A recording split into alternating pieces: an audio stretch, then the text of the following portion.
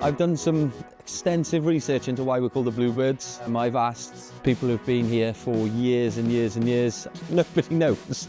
Not even Wikipedia knows why we're called the Bluebirds. It's been from day dot. I believe we were before Cardiff as well, so we are the original Welsh Bluebirds.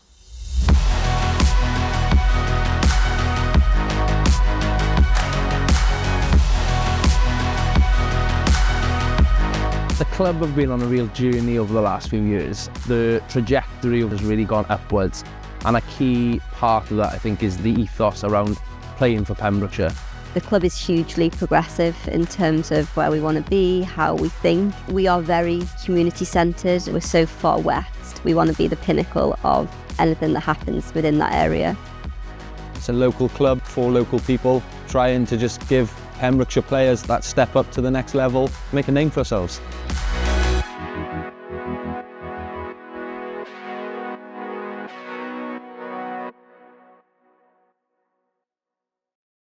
So it was post-pandemic. Obviously Rob Edwards came in as chairman, and I previously worked at the club and went down to see one of the first fixtures and got talking, and it was a number of weeks. We bounced ideas back and forth. It just landed on a documentary one day. Obviously the Netflix and the Amazons of the world were doing, you know, the big multi-million pound budget versions of it in the Premier League clubs and rugby clubs and things like that. So he was sort of, well, let's run with an idea and see where it takes us. When I heard there was a documentary coming that would give people everywhere the insight into what we see every day down here, I was quite excited. Yeah, the end result was absolutely phenomenal. The first season was very much a relegation battle escape, but it was Tony Pennock's arrival at the start of season 2 which led on to obviously the most successful time in the club's history, the European adventure across season 3, Bluebirds in Europe. For the first time in 20 years, Tony, Haverfordwest are going back to Europe, and you're the man that's guided them there. Congratulations, llongyfarchiadau mawr. Thank you very much, thank you. It's absolutely huge. Honestly, everyone writ us off. We writ us off at Met, writ us off here, both away games, but we've done it.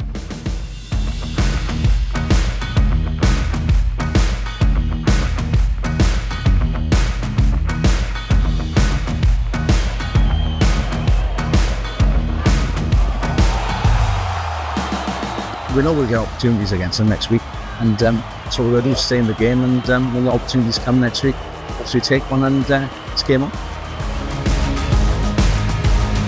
I have one clear memory from that Shkendija match.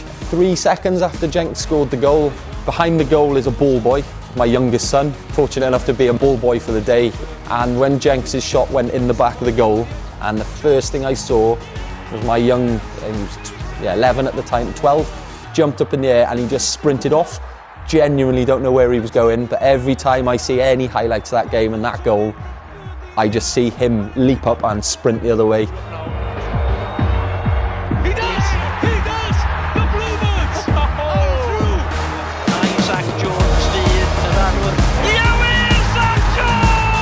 through! Absolute elation. I'm going to say it was probably similar to seeing my firstborn for the first time. My wife's going to kill me for that. For a period of the club's history to be captured in this way, what a chapter in the club's history, and it's all available online for us.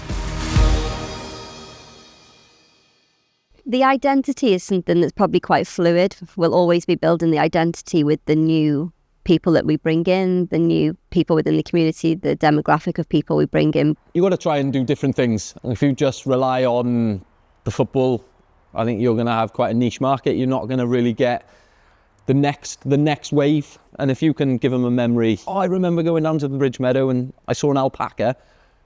An alpaca. Reaction-wise, absolutely brilliant. The players were coming out and stroking them. The referees were like in awe of the alpacas. The football's the magic, but you can bring other people in through something else. I think you're onto something. And that's what the club keep doing. They're winning.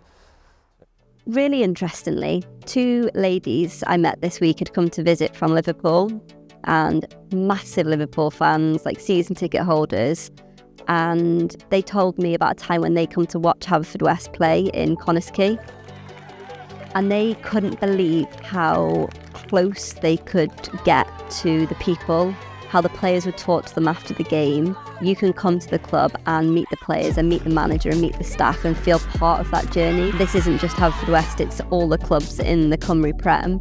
You know, it offers that very close connection to the community and involvement if they want. You have the small children that come down and watch a game. You have teenagers all the way up to elderly people, and once you're here, everyone is focusing on the same thing, the football and the support for the club. The best thing for me about being at Haverfordwest is the vast majority of everybody of all ages, all walks, all come together and looking for the same thing.